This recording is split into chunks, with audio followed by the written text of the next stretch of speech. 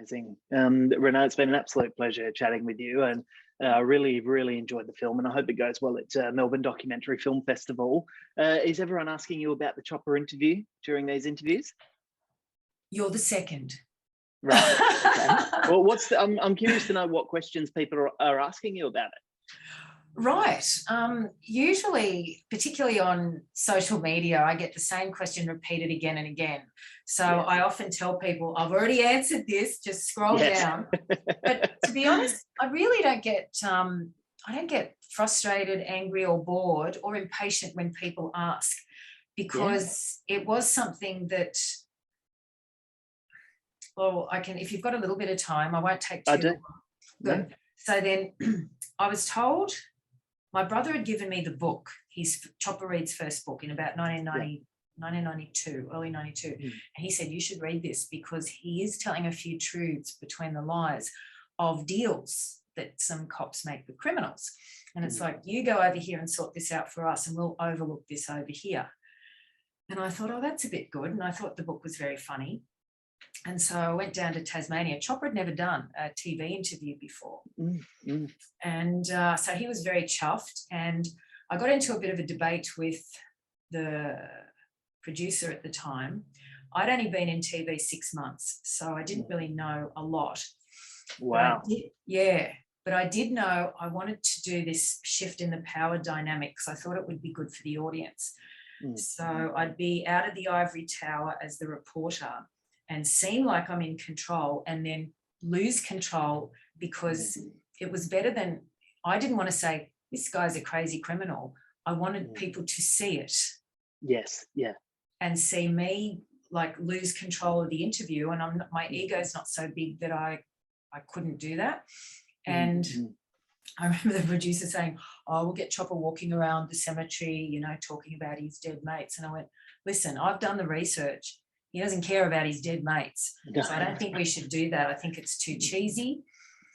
And I thought, I'd really like him. I wonder if he'd be willing to show us how he plays Russian roulette, because he used to win all this money from the Chinese mafia, having 2 shots at his own head. Yes. And I thought, oh, that's a good story. And so when he's doing it, and I'm just off camera, this was in May 1992, and I'm rubbing my hands together thinking, oh, this is good television. This is just so fun. And then he said, he did 1 slug for me, and then he said, now 1 slug for Renée. And I'm just standing there smiling like this, like an idiot. And the camera person's pulled out to have both of us in the shot. And he said, now 1 slug for Renée. And I said, I don't want to play. He went, you don't? Bad luck. And then pointed the gun in my face and pulled the trigger. Now, he gave himself 1 chance in 6. He gave me 1 in 5. Yeah. And that's when the cameraman said, all right, kids, that's enough, and put the camera down. And then that's when Chopper said, oh, now I'll tell you how I won all the money. And he said, when you've got an overly oiled barrel, the weight of the bullet will drag it down to the 3rd or 4th chamber. So the first 2 are clear, in theory. Yeah, there's a lot of room for error. I know. So to this day, though, did he put an actual bullet in the gun? He said he did, and I think he did, but I would never go on the record to say, I definitely saw this and this and this on camera.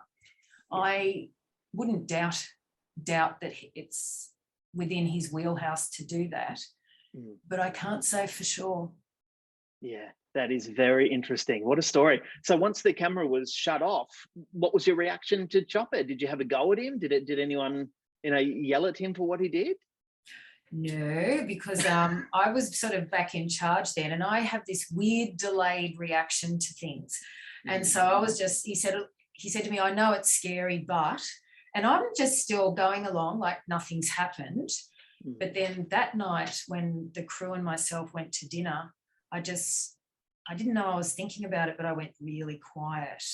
It's when, so it happened in the early afternoon, and then we went to dinner that night. So it took about 4 hours for it to sink in what had happened. And just to bring it back to Dad, you know, it was one of those iconic stories that's gone viral around the world. He didn't watch it ever. Wow, very interesting. Yeah, and now you're a part of Australian criminal history. This video will be watched forever. I know.